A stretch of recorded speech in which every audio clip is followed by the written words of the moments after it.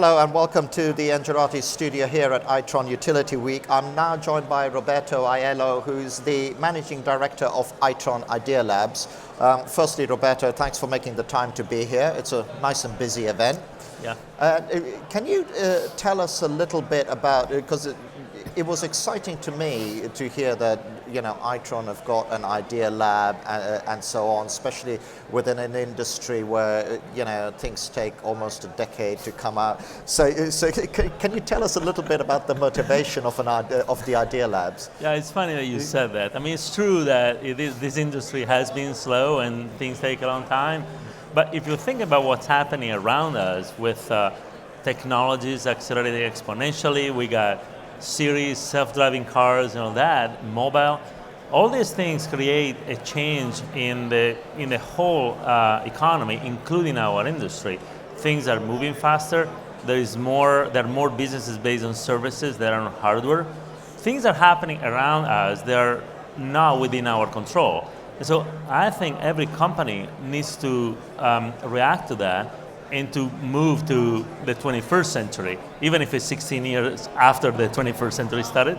And so we decided to start Idea Labs for accelerating innovation. Was it your idea or was it because you're a startup guy, right? Yeah. You're looking at your background as well. Yeah, I think it was mostly my idea, right. But definitely, I had a lot of support from Philip Mizzi and from others, from the CTO, from Simon Pontin to get it going. And in fact, the idea was, take the techniques we use for startup companies and let's move them to Itron. So that means the objective, first of all, is not to create technology, or innovation in general, is to create new businesses outside our existing businesses. So we do what startups do. We identify some problems to solve for customers, then we give them a solution, we let them try, and when they pay us and we provide value to them, then we we graduate that to the business unit as a standalone business. So you're like an incubator, structurally separate from the rest of the business, somewhat. And you incubate these ideas, and you're the funnel towards then mainstreaming them if they're successful. We are a little isolated from the rest. Obviously, we are part of Itron, but we are a little isolated. We're a little immune by some of the processes and the goals that a large company has. We want to move fast. We want to prove some of the ideas wrong as fast as possible and move forward to the good ideas. Can I just ask you, just having commentated on other companies that have set up idea labs and innovation, I just want to stress on the point, that isolation or that somewhat of an abstraction is important, isn't it? Because there's a different culture in that startup thing to the day business. How easy is that to actually engender in real life? Yeah, so definitely, first, it is important. And I think it's important for a couple of reasons. One is for the ability to move fast, the ability to prove projects wrong and to kill them and to move on quickly, to pivot quickly. That is important. The other important thing is that in a mature business, the metrics of success are not the same as they are in a growing business. Like in a maturing business, what we care about are margins, revenue, and all that. In an early business, we care about growth and we care about slope of growth more than anything. So, for example, if you were to judge, let's say you were the GM of a business unit, and you have to decide if you want to fund a project that gives you, I don't know, $10 million per quarter, another one that gives you $0 per quarter, but a high slope. You will always fund the one for $10 million per quarter, no question. So the metrics are different. So that's why this needs to be isolated. To a second part, it's not easy to keep it isolated. Yep. There definitely, there is some education and some education to be done, and the whole team and the large organization need to understand why we want to do what we want to do and why we need to be a little more isolated to succeed. And I think it's a little difficult at the beginning, but I think right now we're two some years into this, I think it is understood, overall that it is better if we keep it this way. And I mean, that leads me neatly to the next question. You're 2 years into it, and even in the beginning, as much as you have an idea lab or whatever, at the end of the day, there is an expected ROI. There's some expected outcome. Can you just expand on that a little bit? So this is a good point, because in my career, I work actually in 2 different incubators. One at Interval Research that was founded by Paul Allen, and one at Disney. And what I did here is to specify clearly that there is an ROI as an objective. And it has to be, so I consider kind of 3 main type of capitals we develop. One is a financial, which is, given what we spend, we need to return some 10x or 20x over a number of years based on investment. Another one is what I call, the identity capital, which is, having improved our brand, improved the perception of Itron as an innovator with the customers, with our partners, and with investors. And the third one is actually is more internal, which is bringing a different way of doing things to the rest of the company. Try, take more risks. Because in a mature business, usually you never want to take risks, right? Failure is not an option, it's right? A risk management exercise. Exactly, and for us, we want to take risks because if all my projects are successful, I don't think we're good. I think we're not taking enough risks. So it's all about that. So just stressing on that a little bit, and it is a lot of companies kind of face that. But how easy is it for you to engender a culture where it's okay to fail? Because a lot of us have grown up in, like you say, mature businesses where actually, failure is the one thing you don't want to do because you're out the door. That's right. So how do you isolate that? How do you lead something like that? It's about the team. The group has been successful so far, but it's because I have a good team. That is not like. It's not like you're doing everything. Yeah, that's right. We hire smart people, and we don't want to let them we don't want to tell them what to do, right? Yeah. I think we have a team who is used to this kind of stuff. It's a team that knows that it's okay to fail. It knows that we take risks. Sometimes it works, sometimes it doesn't. And I think. It's not just this team. Itron and large, they've seen that we've been successful in some, we fail in some others, and I think everybody understands they're just part of it. They also everybody understands that in the product development, in the business units, in the mature businesses, it would be a bad idea to do things the way we do.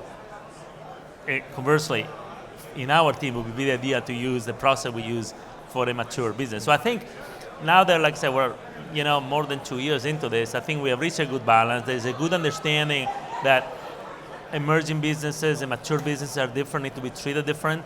So in fact, there is no tension at all between our team or the rest of the company. In any of those journeys, you reach a new normal, I suppose.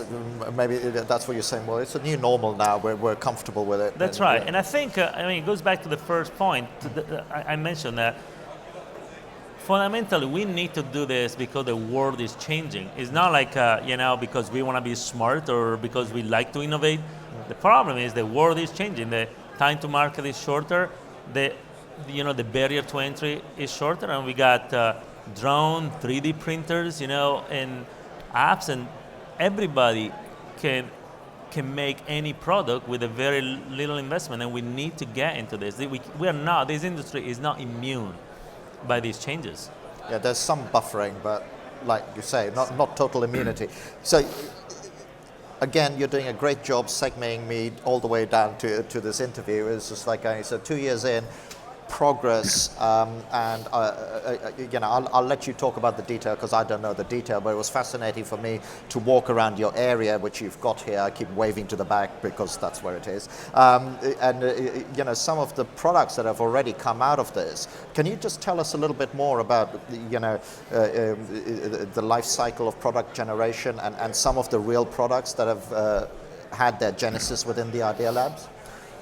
Yeah, actually, that's interesting because when I started this, I had my opinion on how long this product, the development should work, and that was 100% wrong. Right. So I can tell you the history, now what my plan was, right? But I won't tell you what my plan was because it's totally wrong. What was your opinion? How long do you think it was I actually? thought it should take 6 weeks to validate a business model. I couldn't imagine why it should take any longer.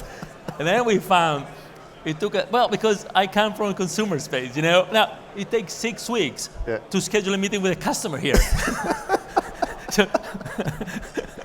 So that we tweak. Let's say we tweak that timeline. Yeah. So now I think it takes us between project idea, and transition to a real business. It takes about a year, Right. more or less.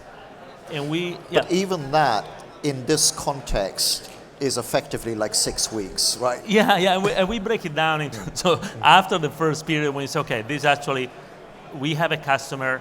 We have a compelling problem to solve. We know how to do it. Then we develop a product and we develop that for the customer.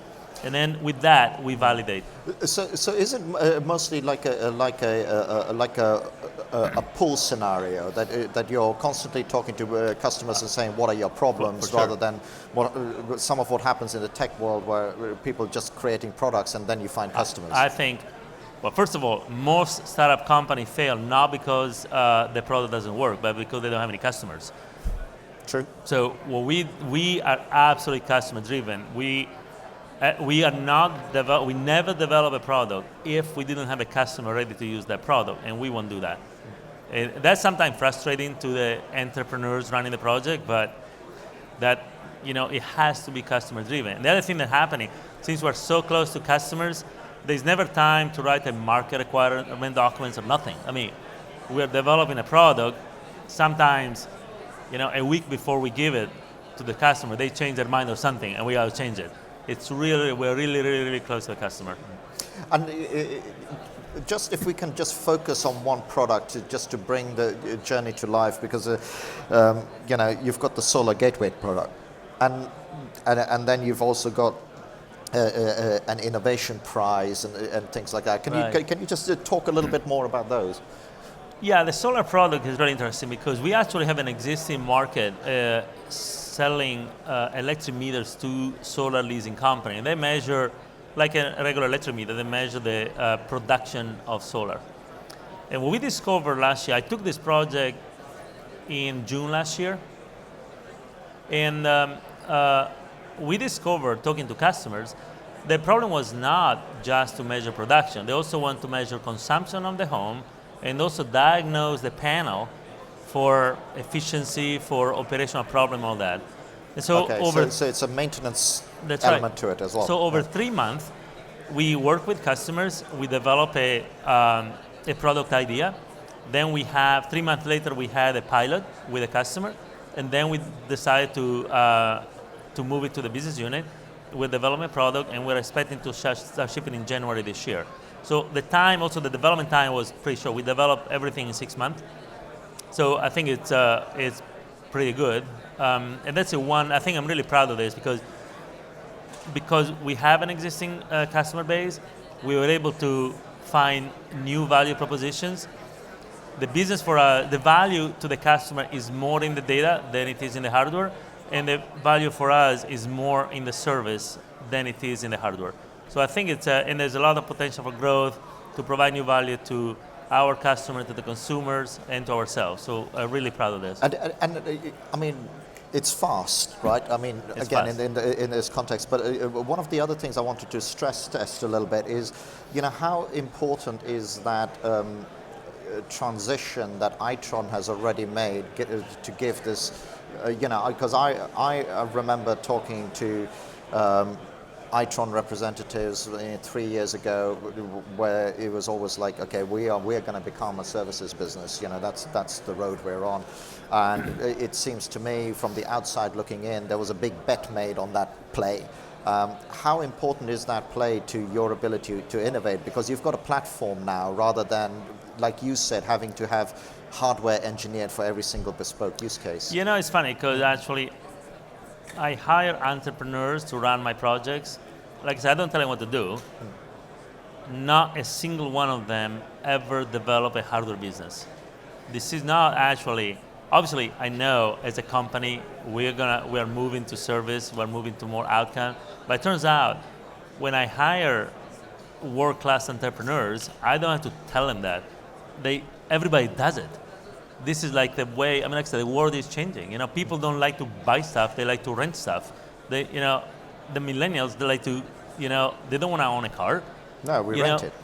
Right, so this is something that's happening right now in the world, and we get entrepreneurs to run this project. They just do service project. I don't have to tell them, hey, don't do hardware. Nobody wants to do it. It's too slow, doesn't scale. Now, obviously, we have a big business with hardware, and there's nothing wrong with that. I'm just saying, if you want to start projects quickly and scale, do a scalable, repeatable business model, it's way easier to do without hardware. What's this Ignite Innovation Prize you've got? So we develop another one of my projects is, we launched a development community. We call it itronriva.com, where we made reference designs available in hardware and software that enable companies either to put devices on our network or to write application on our devices. And this also was an experiment. We did it, say, well, let's see if anybody cares. So we launched it. And now, we're a few months into that. We sold, we sold a lot of units, there are a lot of interest. And so we had this idea, well, why don't we actually have a challenge with our customer partners and see who can come up with a cool application using this platform. So this platform is mainly for customers who want to potentially develop customer or partners, right, or whoever wants to develop and be part of our ecosystem. Right. And I thought it would be fun actually to do something like that. And when you do this thing, the first time you never know if anybody even applies, right? So we got lucky with enough. So you sat there watching this thing. It's like that's right. Is the counter going to change? And how far did it go? I went pretty well. We had good interest, and we got quite a few good ideas, and the winner really did a great job. And it's a good problem. It's an end-to-end solution, and and my team judged the entries, and they are judging. The criteria is not just who did the most work, right? It's also is it a compelling problem? Is it potential business and all that? Just to give you just a final word, because we are coming to the end of our time here. It's just like, what do you see, or are you already planning the sort of next steps for Itron Idea Labs? Because you've got this community now, you've got a lot of entrepreneurs, albeit internal entrepreneurs who are working on projects. What's the next big project that you guys are working on? Well, I guess I don't want to use specific, but from the competency point of view, we're going to grow more in machine learning and AI as a trend. I think it's a lot of human decisions that can be much better if they become machine decisions. There are a lot of data that can be better understood if there are machines involved instead of humans. And we have a couple of projects already that do that, and we've seen really interesting results. The second piece, more structurally, I want to get more startup companies involved. And the way to do it, I'm going to have joint projects where I pair one of our entrepreneurs with a startup company. And the point is define a project where, if successful, we're both successful. And I think this will be a good way to invest in startup company for us, because everybody can invest money, but we can invest our channel, our technology, and you can get access to that customer base as well. That's right. Exactly, which is something that is unique to us, and is not a startup company can get that from VC funding. And that's always one of the things, like you said, right? You can have all the money in the world, but you need customers at the end of the day, right? Yeah, that's right. I mean, obviously, in fact, look, I did 3 startups, 2 were VC funded, and the VCs, we always wanted VCs that were smart money. It's not just funding, it's also people with contacts in companies. But we are a step further. We actually have contact with customers, with our channel, so we can provide much more access to startup companies Our customers are going to get more innovation directly from those. It's kind of, we vetted a little bit, so it kind of there's a little less risk. And like I said, if we can define a project that is successful for both parties, then everybody wins. And that's a perfect note to leave it on, Roberto. It's been a pleasure talking to you. Thank you very much for taking the time. Having me. And thank you as well for watching. There's been another interview at Itron Utility Week in association with Engerati. Many more came out of this event. I think we're going to end up with about 20. I hope you enjoy watching those.